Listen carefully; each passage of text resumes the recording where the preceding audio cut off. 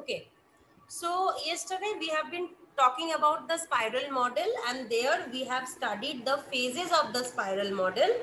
That is quadrant 1, 2, 3 and 4, 4 phases. Now we have discussed and we have elaborated what are the different activities associated with each and every phase. So phase 1 was the objectives, to determine the objectives and identify alternate solutions. Phase 2 was identify and resolve risks. Phase 3 is develop next level of the product, and phase 4 is review and plan for the next phase. So, and one thing also which I have told yesterday, that radius of the spiral at any point, it will represent the cost which is incurred in the project that so far, and the angular dimension, it will represent the progress that has been made in that current phase. So in the spiral model of development, the project manager, he dynamically determines the number of phases as the project progresses. So the project manager, he will dynamically determine, I will just write this sentence.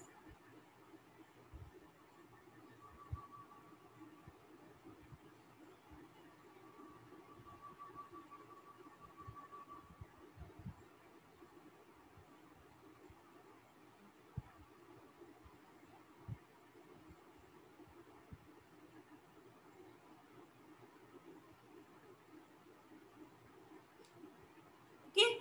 So in this model, the project manager, he definitely plays a very crucial role for, for according to the specific needs of the project.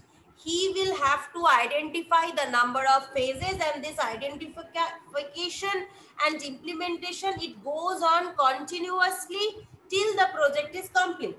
So to make the model more efficient, the different features of the software that can be developed simultaneously through the parallel cycles, those are identified, and those are discussed.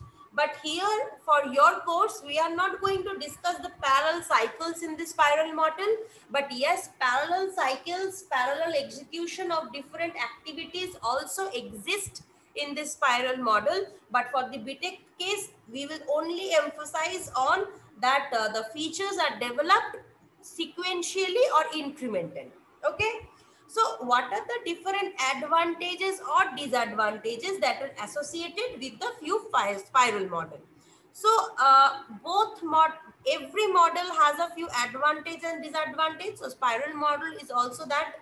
So the few disadvantages of the spiral model that will restrict its use to only a few types of projects is that uh, first disadvantage of a spiral model is that to the developers of a project, this spiral model, they usually appears as a complex model to follow.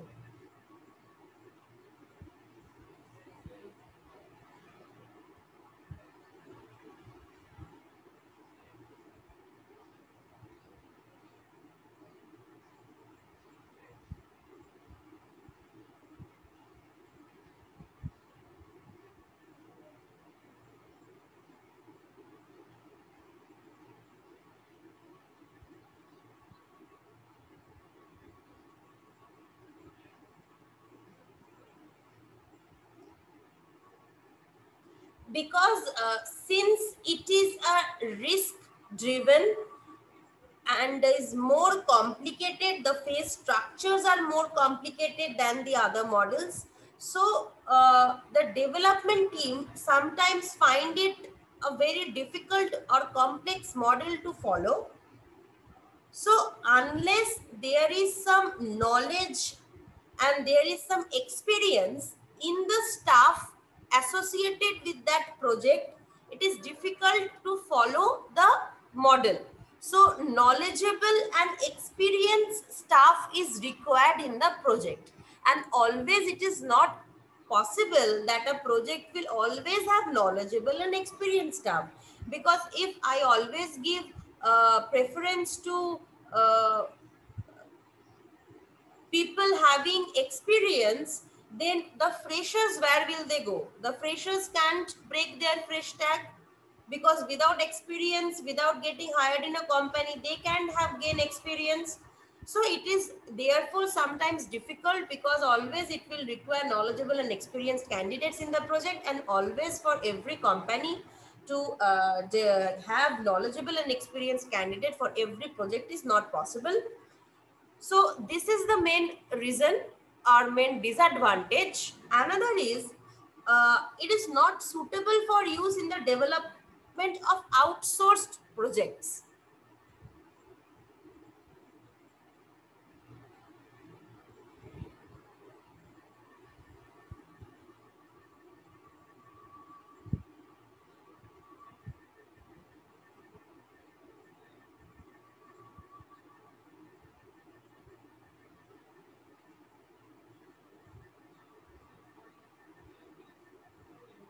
Okay. So why is that? For any outsourced projects, what happens is the software risks, they need to be continuously assessed. As it is developed, it needs to be continuously assessed. So outsourced projects work on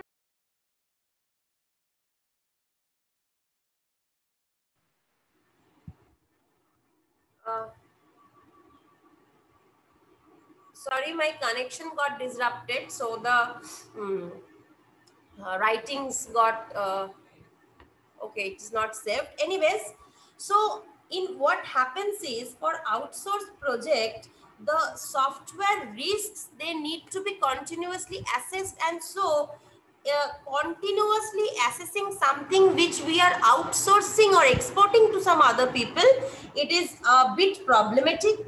So these are the two disadvantages of the spiral model. Now, in spite of the disadvantages of this model that we have just talked about, for certain categories of projects, the advantages of the spiral model, it is much more in comparison to the disadvantages of this model. So for projects having many unknown risks that might show up as the development proceeds, the spiral model would be the most appropriate development model in order to be followed. Okay.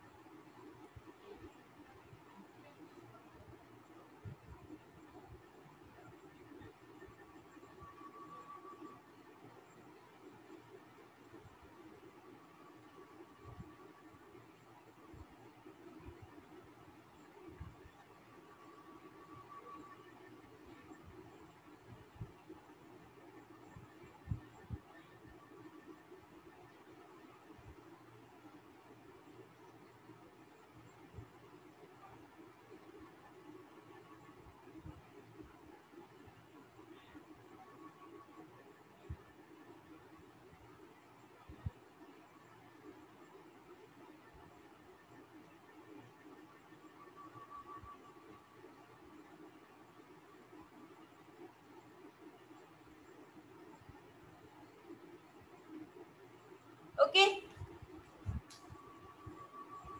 So in this regard, for handling unknown risks that may arise or show up anytime as the development will proceed, so this spiral model, it is much more powerful in comparison to the prototyping model. Because prototyping model can meaningfully, it will be used when all the risks associated with the project are known beforehand. This is the disadvantage of prototyping model. Even if prototyping model also is favorable for handling risks, but the risks need to be told and as need to be told and elaborated before the project starts. But sometimes, and most of the real life problems arises that when I start doing something, I start facing some problems. So for those models also, prototyping model won't work. So here spiral model is the model which will come in hand, right? So spiral model, these advantage of spiral model is the major, what will I say, is the major advantage when it comes to spiral model. Okay.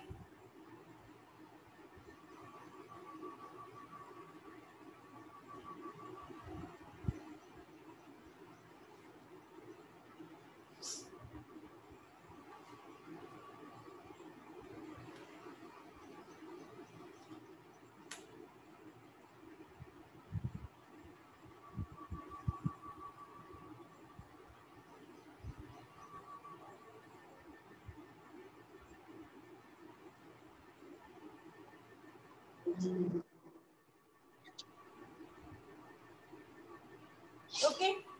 So, as compared to the previously all the discussed models, the spiral model, it can be viewed as a meta model since it will compass all the discussed models so far.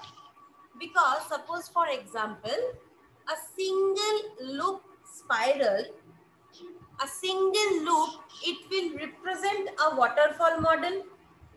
Spiral model also uses the approach of the prototyping model by first building a prototype in each phase before the actual development starts.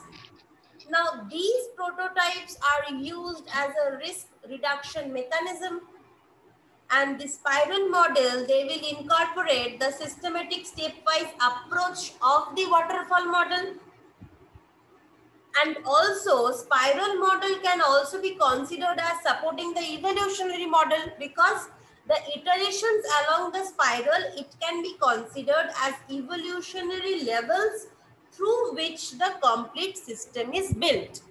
So, this enables the developer to understand and to resolve the risks at each and every iteration or each and every evolutionary level.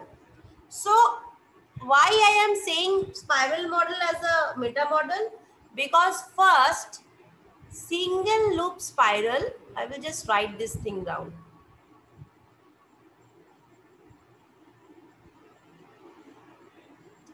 Single loop spiral resembles the waterfall model. Second, spiral model, it use the approach of prototype model.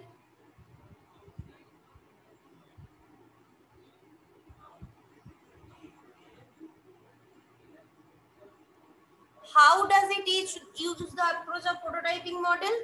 Because it first build,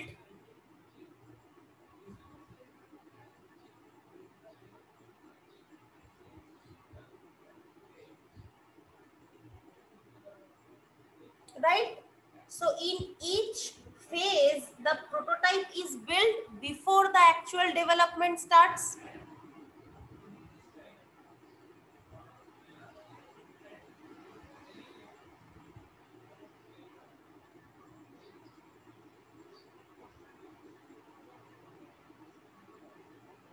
Right? Now this stepwise waterfall model approach, it is incorporated. The prototyping model approach, it is incorporated. So the waterfall model approach is incorporated. Prototyping model approach is incorporated. Now let us see its resemblance with the evolutionary model. So it is also can be thought of evolutionary model, because the iterations along the spiral,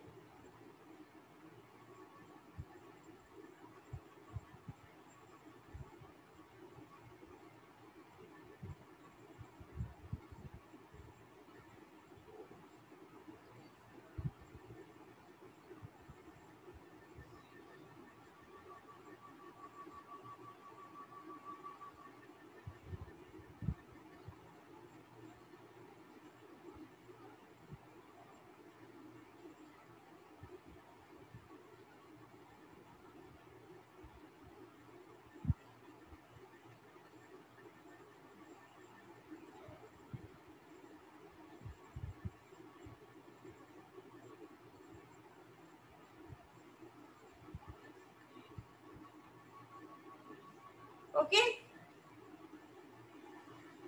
So due to its resemblance with each and every model, the basic waterfall model, then came the prototyping model, the evolutionary model. So it more or less is a combination of all these basic waterfall models. So we refer to spiral model as a meta model. Okay. Next is, suppose there is a case study. So suppose there is a company named, suppose this Galaxy Inc. company.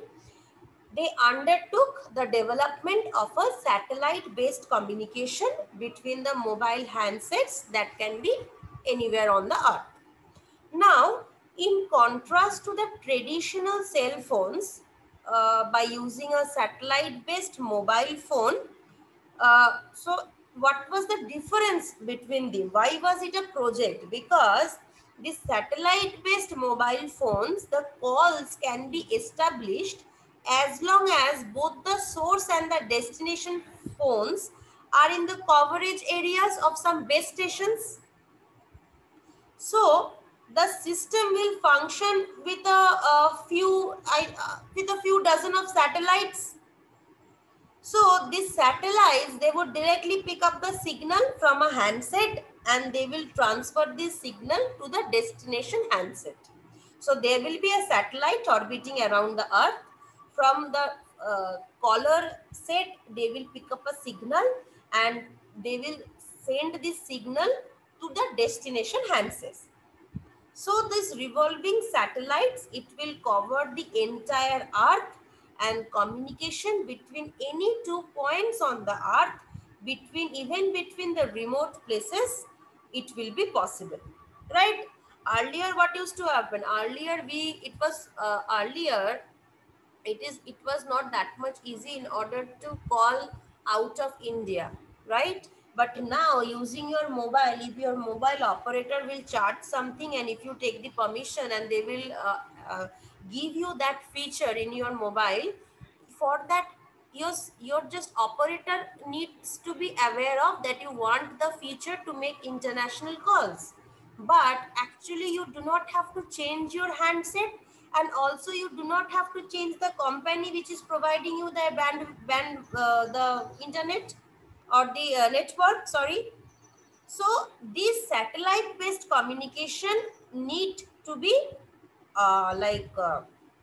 executed in case of traditional cell phones. But however, if you notice, the risks in this project are many. How are the risks? Determining how the calls among the satellites can be handled when they are revolving. The satellites are revolving at a very high speed, and during this, how they will handle the calls, how they will transfer the calls, it is of concern. And in the absence of, suppose, availability of staff with experience in the development of, suppose, in this type of products, many of the risks can be identified. If I do not have experienced candidates at the start of the project, and if I do not identify these risks, few risks at least, we are likely to get more risks as the project will progress. Because this Galaxy Inc. company, when they wanted to transfer this traditional cell phone communication to the satellite based communication, there was no other satellite based communication at that point of time. So it is not possible that we will have experienced candidate. Nowadays we can have experienced candidate in handling this, but at that time, in that year, we won't be having experienced candidate. So the risks may not be identified earlier before the project has been started. So once the company took up the project and once they have written several lines of code, they have done, then only the project risks more and more become prominent. So for that type of company, for that type of project, definitely we will deploy the spiral model for software development. After hiring the qualified staff, we will have to deploy the spiral model only. And in this spiral model also, in order to develop the independent parts of the software quickly, parallel cycles on the spiral need to be there, so that the cost and the delivery, both of them can be met and the project can be progressed and the project can be successful. So it was a case study, and it was seen that since this Galaxy Inc. company, they followed the spiral model approach, and their cost, their delivery schedule was greatly reduced, their project was progressed, and the project was successfully completed also after only 5 years of the start date. So it was uh, seen that whenever risks cannot be known beforehand, risks will, because in this type of project the first time they were doing, so they cannot identify what are the risks associated. They will have to start making the project, then only they can identify what are the risks associated. So for this particular type of project, spiral model was the only approach where the project manager will follow this model and will draw the entire picture of this model. Okay, and it was seen that in applying this model, their progress was made earlier, their project was made with lesser cost, and also they were able to successfully complete the project within 5 years only. Okay.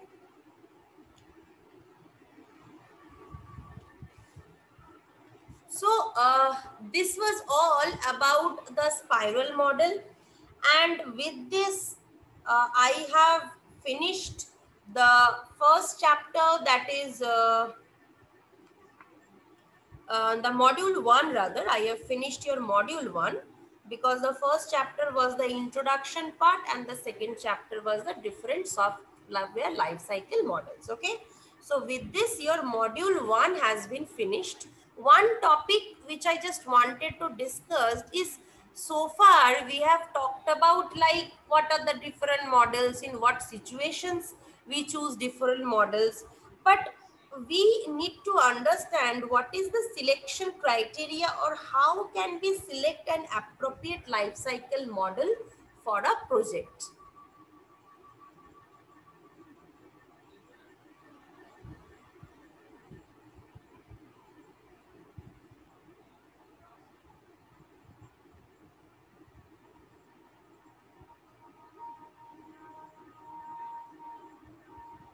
Okay, so various life cycle models we have learned, we have studied the advantages, disadvantages, and we need to now understand how to select a particular life cycle model for a specific project.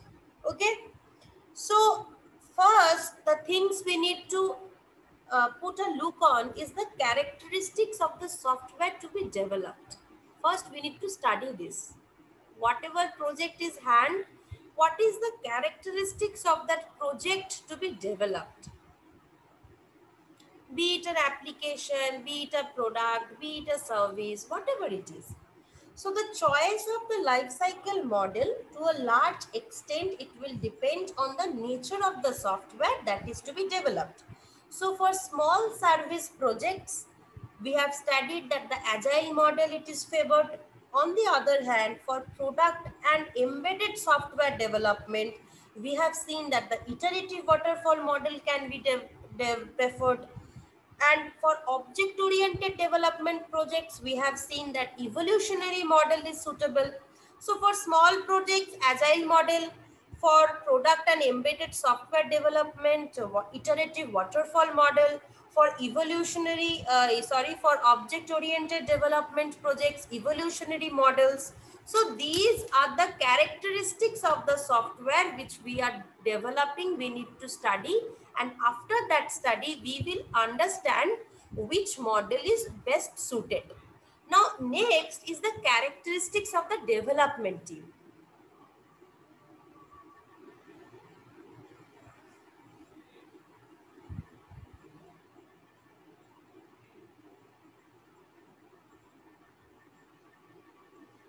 Okay, so the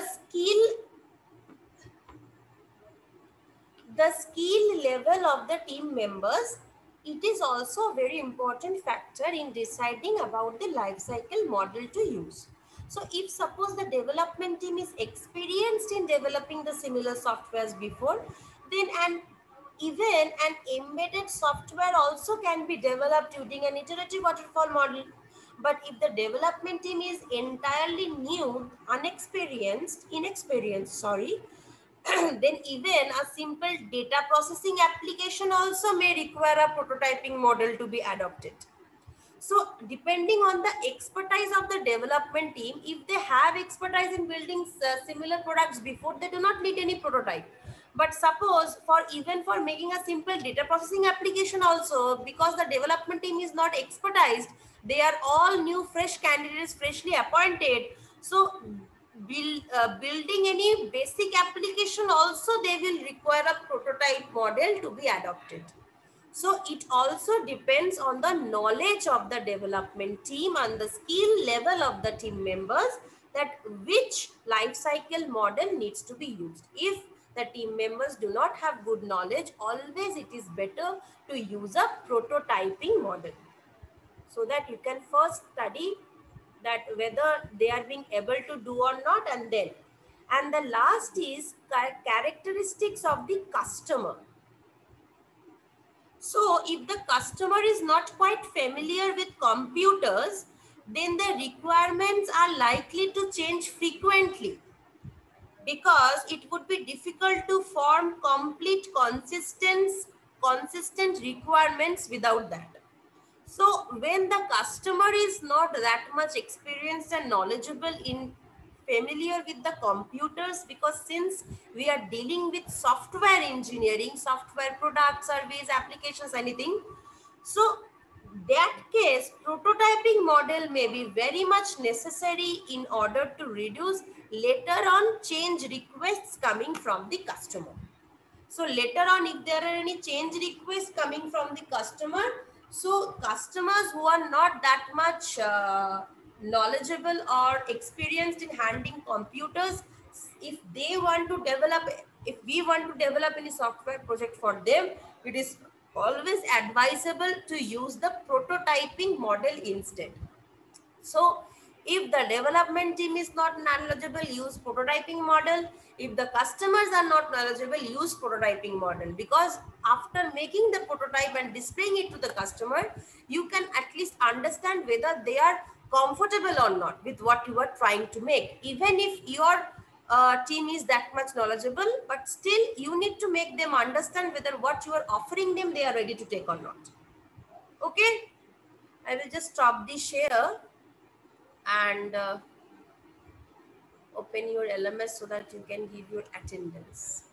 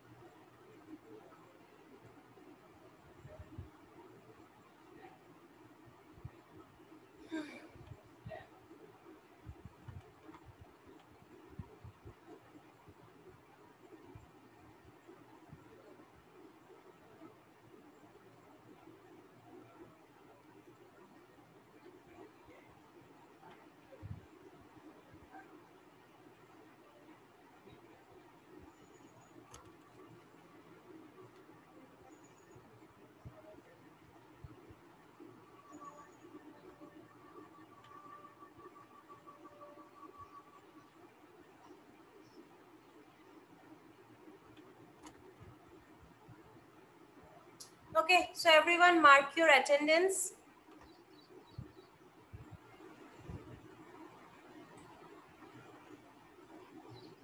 And those who are able to mark your attendance may leave one by one.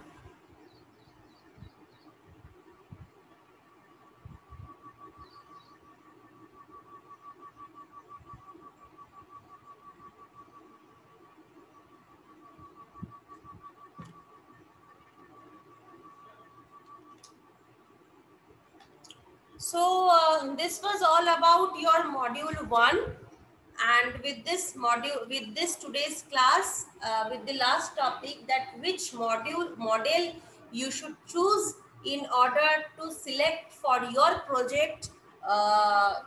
With this, your module 1 is ended, and we have covered 2 chapters: introduction chapter and the software development life cycles chapter. Okay, so in the next class we will begin with our next module, module 2. And please mark your attendance, and those who are able to mark your attendance, you may leave the class.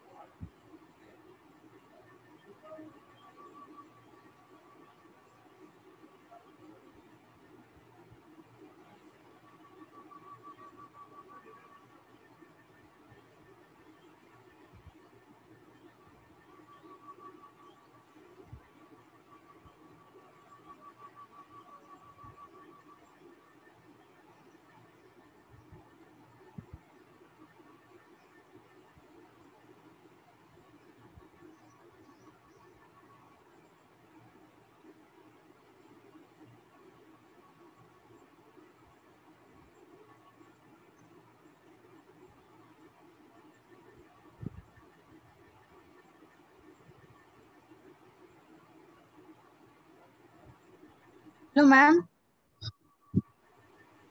हाँ बोलो। Ma'am मेरे Chrome अभी नहीं हो पा रहा है।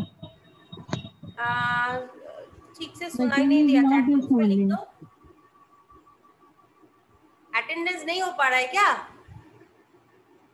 मैं क्रोम रिस्पॉन्ड नहीं कर पा रहा है। ठीक है, हम मैनुअली दे देंगे।